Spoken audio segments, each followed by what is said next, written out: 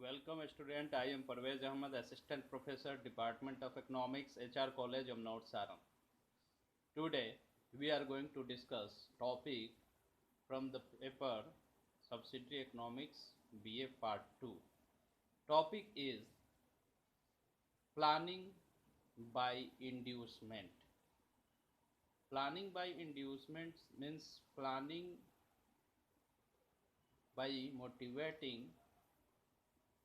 producer as well as consumer to produce and consume in a certain way by the government through the monetary and fiscal policies application. यानी कि planning bye inducement जो है लोगों को producers और consumer दोनों को induce किया जाता है, रेडी किया जाता है ऑटोमेटिकली डेमोक्रेटिक वे में कि इस डायरेक्शन में आप कंजम्पशन करें और इस डायरेक्शन में आप प्रोडक्शन करें। तो ये प्लानिंग बाय इंड्यूसमेंट का अर्थ होता है कि हम किसी को राजी कर लें, हम किसी को एग्री कर लें डेमोक्रेटिक वे में कि इस चीज़ का प्रोडक्शन हो और इस चीज़ का कंजम्पशन हो। तो यही इसका बेसिक थीम है, यानी कि ये डेमोक्रेटिक प्लानिंग है। अब हम लोग इसको डिस्कस करते हैं। Planning bye inducement is democratic planning. यहाँ क्लियर है, ये लोकतांत्रिक जो प्लान योजना होता है उसका एक पार्ट है, क्योंकि इसमें कंपल्सन नहीं होता है, प्रेशर नहीं होता है और डायरेक्शन स्पेशली नहीं होता कि ये करना ही है, कमिटमेंट नहीं होता है। इसमें परसू किया जाता है, यानी कि रेडी किया जाता है, लोगों को एग्री किया जाता है। ये डेमोक्रेटिक फ्रीडम होता है कंजम्पशन और प्रोडक्शन के लिए। It means planning bye manipulating the market. ये प्लानिंग बाय इंड्यूसमेंट का मतलब होता है मार्केट को मैनिपुलेट किया जाता है और ज़रूरत के हिसाब से उसको चेंज किया जाता है, बदलाव लाया जाता है। There is no compulsion but persuasion, यानी कि इसमें दबाव नहीं है। प्लानिंग बाय इंड्यूसमेंट में कोई भी दबाव नहीं होता है, ना प्रोड्यूसर पे, ना कंज्यूमर पे, ना मार्केट पे, लेकिन उसे परसू किया जाता है, एग्री किया जाता है कि ये किया जाए डेमोक्रेटिक वे में। There is freedom of enterprise, freedom of consumption and freedom of production, यानी कि यहाँ जो प्लानिंग बाय इंड्यूसमेंट है इसमें कोई भी इंडस्ट्री और इंटरप्राइज को चलाने में फ्रीडम है, जिस तरह चलाना है आप चलाइए। फ्रीडम ऑफ कंजप्शन होगा, यानी कि जो उपभोक्ता जो कंज्यूमर है उसको ये फ्रीडम दिया जाएगा किस तरह और क्या कंज्यूम करें, उनका जो डिमांड है उस हिसाब से वो कंजप्शन कर सकते हैं। और फ्रीडम ऑफ प्रोडक्शन, यानी कि जो उत्पादन क्या हो ये इंडस्ट्रियलिस्ट और पब्लिक इंटरप्राइज, ये प्राइवेट इंटरप्राइज खुद डिसीजन ले क्या प्रोड्यूस करे। जो मार्केट में डिमांड है, मार्केट के अकॉर्डिंग निर्भर करता है वो। जैसा कि हम लोगों ने मार्केट जो ये सेंट्रल प्रॉब्लम ऑफ इकोनॉमिक्स में पढ़ा है, how to produce, what to produce, for whom to produce, where to produce, how much to produce, ये सारे decisions, how to allocate economic problems है, इसको दो, एक मार्केट मैकेनिज्म और एक प्लानिंग के तहत किया जाएगा। लेकिन प्लानिंग बाय इंड्यूसमेंट चूँकि डेमोक्रेटिक प्लानिंग है तो ये प्रोड्यूसर को फ्रीडम दिया है कि क्या उत्पादन करना है, कैसे करना है, कितना करना है, कैसे क्या प्राइस हो वो डिसाइड खुद करेंगे। लेकिन परसू किया जाएगा कि देश का जो इकोनॉमिक गोल है, सोशल गोल है, उसको फुलफिल किया जा सके। But this freedoms are subject to state control and regulation. मतलब ये freedom to enterprise, freedom to consume और फ्रीडम टू प्रोड्यूस है, लेकिन ये जो है एक स्टेट कंट्रोल के अंदर में आता है। ये मतलब उतना फ्रीडम नहीं है, कुछ स्टेट का जो डायरेक्शन है, रेगुलेशंस है और कंट्रोल है वो साथ में रहेगा, क्योंकि कुछ हार्मफुल अननेसेसरी और देश के लिए हार्मफुल जो चीज़ें हैं उस पर कंट्रोल गवर्नमेंट का रहता है। तो इसीलिए गवर्नमेंट डायरेक्शन और रेगुलेशंस बनाती है, कंट्रोल रखती है। People are induced to act in a certain way through various monetary and physical measures. जैसा कि हम जानते हैं मॉनेटरी पॉलिसी मनी से संबंधित, मनी सप्लाई को कंट्रोल करने के लिए है, और मनी सप्लाई से हम जानते हैं मार्केट में किसी वस्तु का डिमांड, एग्रीगेट डिमांड बढ़ता है या घटता है। अगर सप्लाई कम हो तो एग्रीगेट डिमांड कम हो जाएगा, अगर मनी सप्लाई ज़्यादा हो तो एग्रीगेट। तो मॉनेटरी पॉलिसी के जो टूल्स हैं, cash reserve ratio, repo rate, reverse repo rate और ओपन मार्केट ऑपरेशन, उसको यूज़ करके इकोनॉमी को कंट्रोल किया जा सकता है, लोगों को परसू किया जा सकता है।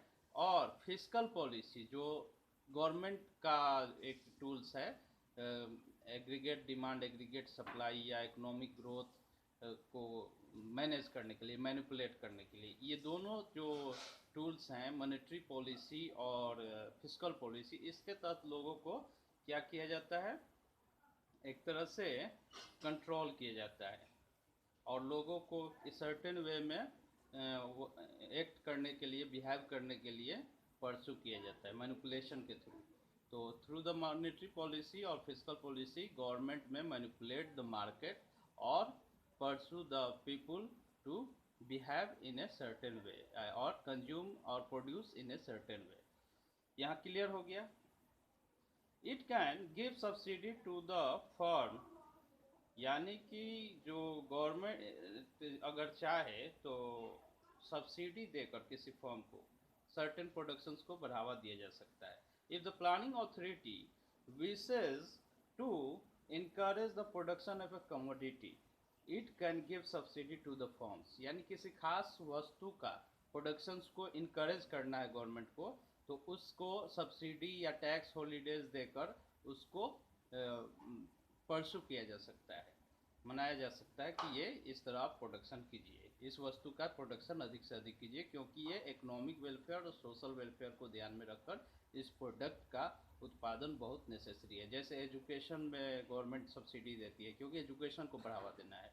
उसके अलावा जो रूरल डेवलपमेंट है उसके लिए एनजीओज़ को सब्सिडी देती है। जो पब्लिक नीड्स है, जो सोशल वेलफेयर के लिए, उसके लिए गवर्नमेंट प्रमोट करने की, जो इन्वायरमेंटल कंजर्वेशन के लिए जो इंडस्ट्री अगर अच्छा काम करती है तो उसको भी सब्सिडी देती है गवर्नमेंट। तो इस तरह सब्सिडी देकर लोगों को तैयार किया जाएगा कि इस चीज़ का प्रोडक्शन करें और इस चीज़ का ना करें। And if it finds scarcity of goods in the market, it can introduce price control and rationing. अगर किसी गुड्स का शॉर्टेज हो गया, स्कैरसिटी हो गया, किसी वजह से फ्लड आ गया, वार हो गया, चाहे नेचुरल डिजास्टर आ गया, या किसी वजह से प्रोडक्शंस नहीं हुआ किसी खास गुड्स का, तो स्कैरसिटी होगा, उसके प्राइस राइज करेंगे और डिमांड के अकॉर्डिंग प्राइस जब राइज होगा, इन्फ्लेशनरी प्रेशर होगा, तो उसको कंट्रोल करने के लिए गवर्नमेंट कंट्रोल के लिए पॉलिसी अपना सकती है रेशनिंग के और प्राइस कंट्रोल मेथड से। प्राइस फिक्स कर देगी और रेशनिंग कर देगी कि इतना आप ले सकते हैं। In order to increase the rate of capital formation, the planning authority can then undertake public investment and or encourage private investment। अगर गवर्नमेंट चाहे तो पब्लिक कैपिटल फॉर्मेशन यानी एक तरह से पूंजी निर्माण और इन्वेस्टमेंट्स को बढ़ाने के लिए गवर्नमेंट क्या करेगी, खुद पब्लिक इन्वेस्टमेंट करेगी, गवर्नमेंट इन्वेस्टमेंट करेगी और प्राइवेट इन्वेस्टमेंट को भी इनकरेज यानी बढ़ावा दिया जा सकता है। यानी सरकार खुद इन्वेस्टमेंट भी कर सकती है, निवेश, और प्राइवेट इन्वेस्टर्स को भी जो निजी निवेश है उसको बढ़ावा देने के लिए इनकरेज कर सकती है। It can adopt a suitable monetary policy and at the same time a taxation policy which encourage investment and discourage consumptions। इसके लिए गवर्नमेंट मॉनेटरी पॉलिसी और फिस्कल पॉलिसी दोनों टूल्स को यूज करके चाहेगी तो प्राइवेट इन्वेस्टमेंट को बढ़ा सकती है। मॉनेटरी पॉलिसी में क्या किया जाएगा, जैसा कि जानते हैं हम, बैंक रेट कम कर देंगे, कैश रिजर्व रेशियो कम कर देंगे, ओपन मार्केट ऑपरेशन में जो गवर्नमेंट सिक्योरिटीज पेपर है उसको परचेज किया जा सकता है। परचेज करने से क्या होगा, ये क्या होगा कि मनी जो मार्केट में वो बढ़ जाएगा।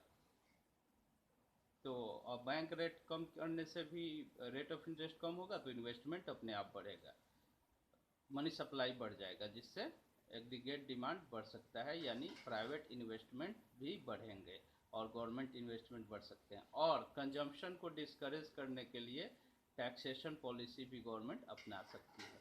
टैक्स को रेज करके या कम चेंजेस करके कंजम्पशन पे भी कंट्रोल किया जा सकता है, यानी प्रोडक्शन, इन्वेस्टमेंट और कंजम्पशन दोनों पे मार्केट के मॉनेटरी और फिस्कल पॉलिसी से हम प्रभाव पैदा कर सकते हैं, गवर्नमेंट प्रभावित कर सकती है। इसीलिए इसको कहा जाता है प्लानिंग बाय इंड्यूसमेंट, मतलब लोगों को परसू करना है, डेमोक्रेटिक प्लानिंग है। Therefore, planning by inducement is able to achieve the same result as are likely to be achieved in planning by direction, but with less sacrifice of individual liberty.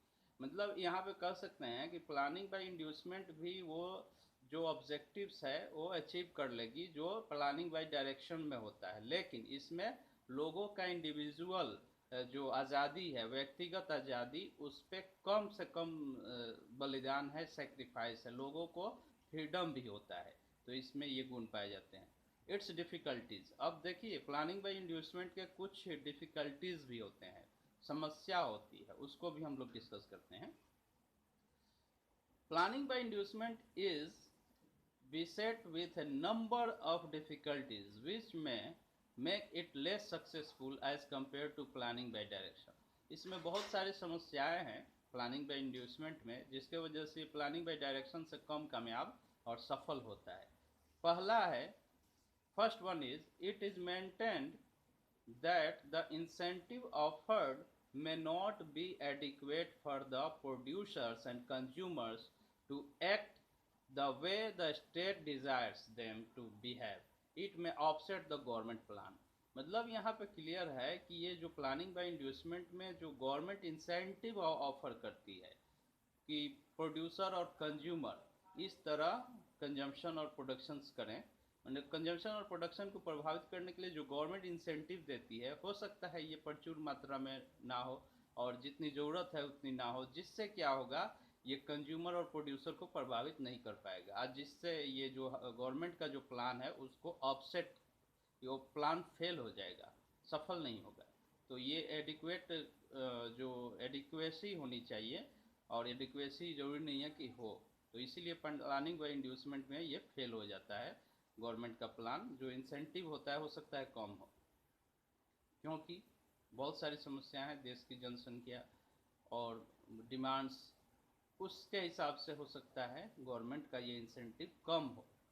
तो दूसरा है, second one is since the actual working of the plan is left to the market forces, surplus or shortages are bound to arise. Proper adjustment between demand and supply is difficult to achieve. Shortages are frequent and they necessitate price control and rationing, which are the forms of direction. In such a situation, planning by inducement merges into planning by direction. हम जानते हैं कि planning bye inducement में generally इसमें क्या freedom दिया गया है, मार्केट फोर्सेस को फ्रीडम दिया गया है, डिमांड सप्लाई से इकोनॉमी का प्राइस डिटरमाइन हो, इक्विलिब्रियम आउटपुट डिटरमाइन हो, लेकिन फिर भी सरप्लस और शॉर्टेजेस होते हैं मार्केट मैकेनिज्म पे छोड़ने पे, तो उसका प्रॉपर एडजस्टमेंट करना बहुत ज़रूरी है डिमांड और सप्लाई में, क्योंकि ये मार्केट फोर्सेस से हमेशा अचीव नहीं किया जा सकता। और इस शॉर्टेजेस को जो हम ऐसा आएंगे उसको प्राइस कंट्रोल और रेशनिंग के थ्रू कम किया जा सकता है। इसलिए हम कह सकते हैं ये प्लानिंग बाय इंड्यूसमेंट भी लास्ट में प्लानिंग बाय डायरेक्शन में बदल जाता है। तो यहाँ पे मार्केट फोर्सेस से जो प्राइस, डिमांड सप्लाई और डिमांड जो है एग्रीगेट डिमांड एग्रीगेट सप्लाई, एक तरह से कह सकते हैं इक्विलिब्रियम पे आना थोड़ा मुश्किल है, तो शॉर्टेज या सरप्लस हो जाएंगे, जिससे क्या है इकोनॉमी में प्राइस का इन्फ्लेशन डिफ्लेशन, अनस्टेबल प्राइस हो सकता है। तो उसको कंट्रोल करने के लिए हमें रेशनिंग और एक तरह से कंट्रोल की ज़रूरत होती है, प्राइस कंट्रोल।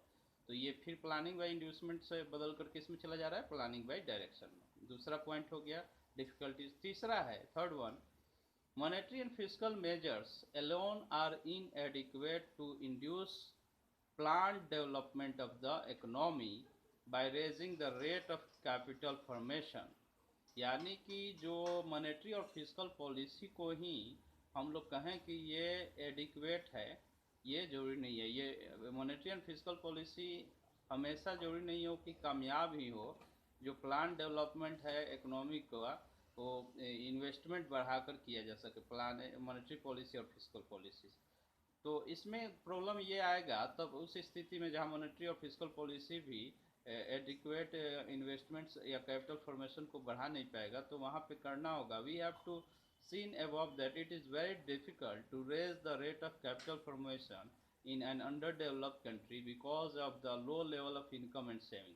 जैसा कि हम जानते हैं कि जो अंडर डेवलप्ड कंट्री है वहाँ के लोगों का उस देश में इन्वेस्टमेंट और सेविंग बहुत लो होता है, तो उसमें कैपिटल फॉर्मेशन मॉनेटरी पॉलिसी और फिस्कल पॉलिसी को यूज़ करके मैनिपुलेट करके बढ़ाया नहीं जा सकता। तो यहाँ पे अंडर डेवलप कंट्रीज़ में पहले तो सेविंग और इन्वेस्टमेंट लोगों का बढ़ाना पड़ेगा, तब जाकर कैपिटल फॉर्मेशन हो सकता है। तो इसी के साथ हम इस प्लानिंग बाय इंड्यूसमेंट को एक बार समरी हम लोग डिस्कस कर लेते हैं। इस प्लानिंग बाय इंड्यूसमेंट जो होता है एक तरह से लोकतांत्रिक योजना है, लोकतांत्रिक तरीका है। इसमें प्राइवेट इंटरप्राइज को प्राइवेट कंजम्पशन और प्राइवेट प्रोडक्शन को फ्रीडम रहता है, यानी कंजम्पशन, प्रोडक्शन और इंटरप्राइज के लिए फ्रीडम रहता है। व्यक्ति, कोई भी इन्वेस्टर, कंज्यूमर या कोई भी फर्म जो चाहे अपना प्रोडक्शन और कंजम्पशंस करें, और जो चाहे जो जैसी हो कंपनी का डिसीजंस ले सकते हैं। How to produce, what to produce, for whom to produce, where to produce, how much to produce and how to allocate the और एंड डिस्ट्रीब्यूट द रिसोर्सेज। तो यहाँ पे सारे डिसीजंस प्रोड्यूसर खुद ले सकता है, लेकिन इसमें कुछ गवर्नमेंट का, स्टेट का कंट्रोल होता है, और प्राइस कंट्रोल के थ्रू या एक तरह से रेशनिंग के थ्रू सब्सिडी देकर सर्टेन डायरेक्शंस में उत्पादन के लिए और कंजप्शन के लिए गवर्नमेंट मोटिवेट करती है, इंसेंटिव्स देती है। तो यहाँ डेमोक्रेटिक वे में है, मतलब कंट्रोल है लेकिन लोगों को फ्रीडम है। सब्सिडी और टैक्स पॉलिसी, मॉनेटरी पॉलिसी और फिस्कल पॉलिसी के को यूज़ करके गवर्नमेंट मार्केट को मैनिपुलेट कर सकती है, परसू कर सकती है लोगों को, कंज्यूमर और प्रोड्यूसर को, कि क्या प्रोडक्शन हो, क्या कंजम्पशन हो। तो यहाँ इस तरह है, कैपिटल फॉर्मेशन को बढ़ाने के लिए भी मॉनेटरी फिस्कल पॉलिसी यूज कर सकती है गवर्नमेंट। तो यहाँ पे ये प्लानिंग बाय इंड्यूसमेंट में है, डेमोक्रेटिक वे है। डेमोक्रेटिक वे में लोकतांत्रिक तरीके से फ्रीडम रहता है इंटरप्राइज के लिए, मतलब कंपनी खोलने के लिए, और कंजम्पशन के लिए भी और प्रोडक्शंस के लिए भी, और कैपिटल फॉर्मेशन के लिए monetary fiscal policy tools use करके, और प्राइस कंट्रोल और रेशनिंग के थ्रू किसी स्केर्स रिसोर्स को मार्केट में अवेलेबल कर सकती है गवर्नमेंट। यानी इसमें फ्रीडम के साथ थोड़ा सा कंट्रोल है, जो प्लानिंग बाय डायरेक्शन में ज़्यादा कंट्रोल होता है, लेकिन प्लानिंग बाय इंड्यूसमेंट डेमोक्रेटिक है, फ्रीडम है इसमें, और थोड़ा सा स्टेट कंट्रोल भी है। और इसमें कुछ समस्याएं था जिसे हम लोगों ने डिस्कस किया। पहला था इंसेंटिव जो गवर्नमेंट देगी, हो सकता है वो एडिक्वेट ना हो, प्रचुर मात्रा में ना हो, जिससे गवर्नमेंट का जो मेन प्लानिंग का ऑब्जेक्टिव होता है डेवलपमेंट का, इन्वेस्टमेंट और डेवलपमेंट का, वो फेल हो सकता है। दूसरा है ये मार्केट फोर्सेस पे टिका है प्लानिंग बाय इंड्यूसमेंट। तो मार्केट फोर्सेस हमेशा सक्सेसफुल नहीं होता कि सप्लाई और डिमांड को, इक्विलिब्रियम को मेंटेन कर सके। कभी सरप्लस, कभी डेफिसिट की समस्या आएगी, उसको गवर्नमेंट प्रॉपर डिसीजन जब लेगी, रेशनिंग और प्राइस कंट्रोल, तभी जाकर उसको मेंटेन किया जा सकता है एडजस्टमेंट। तो ये फिर प्लानिंग बाय डायरेक्शन में चला गया, ये जब हम रेशनिंग और प्राइस कंट्रोल को अडॉप्ट किए। तो तीसरा है कि जो मॉनेटरी और फिस्कल मेजर्स है हमेशा कामयाब नहीं होता है। तो इसी क्योंकि यहाँ पे जो अंडर डेवलप या लो लेवल ऑफ इनकम वाले जो कंट्रीज़ हैं, जो अविकसित देश हैं, वहाँ के लोगों का सेविंग और इन्वेस्टमेंट ऑलरेडी बहुत कम होता है। तो कैपिटल फॉर्मेशन करने के लिए, इन्वेस्टमेंट को बढ़ाने के लिए, डेवलपमेंट को बढ़ाने के लिए गवर्नमेंट अगर मॉनेटरी फिस्कल पॉलिसी यूज़ करे तो ये जरूरी नहीं है कामयाबी हो। इसी के साथ इस टॉपिक को आज ख़त्म कर रहे हैं। नेक्स्ट क्लास में हम लोग पढ़ेंगे प्लानिंग बाय डायरेक्शन। आज हम लोगों ने पढ़ा planning bye inducement. Thank you.